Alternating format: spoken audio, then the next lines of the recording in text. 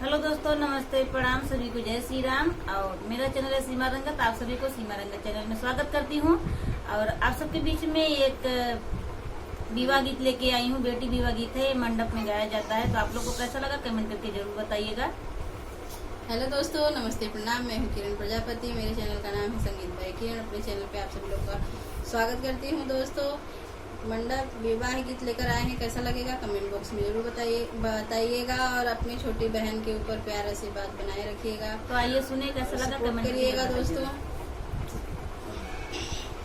सागरो बदरिया तरैया उगी गईले, चांदा छिपित होई जाए। सागरो बदरिया तरैया उगी गईले, चांदा छिपित होई जाए।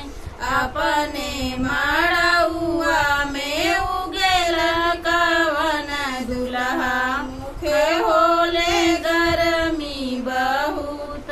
अपने मड़उआ में उगेलन कवन दुल्हा, मुखे होले गर्मी बहुत। तनी एक बेनिया डोलवा हो कवन देई, मुखे होले गर्मी बहुत।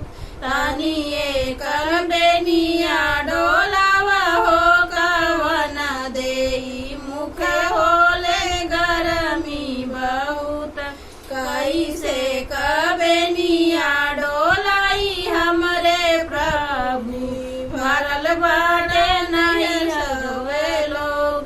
कैसे कबेनिया डोलाई हमरे प्रभु, भरल बाटे नैहर सब लोग। एतनी बचन जब सुनल दुल्हे रामा, उठे माउर जजकार।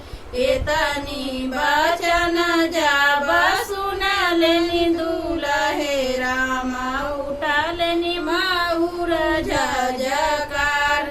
सरऊ का बहिना चौका पर छोड़बई, कैले मई दूसर बिया। सरऊ का बहिना चौका पर छोड़बई, कैले मई दूसर बिया। तोहरा संगे प्रभु जोगी न बनबई, का करिए नैहर सब लोग। तोहरा ही संगे प्रभु जोगी न बनबई, का करिए नैहर सब लोग। सागर बदरिया तरैया उगी गईले, चांदा छिपित होई जाई। सागर बदरिया तरैया उगी गईले, चांदा छिपित होई जाए। तो आप लोग को विवाह गीत कैसा लगा कमेंट करके जरूर बताइएगा। मिलते हैं अगले वीडियो में, तब तक बाय बाय आप सबसे।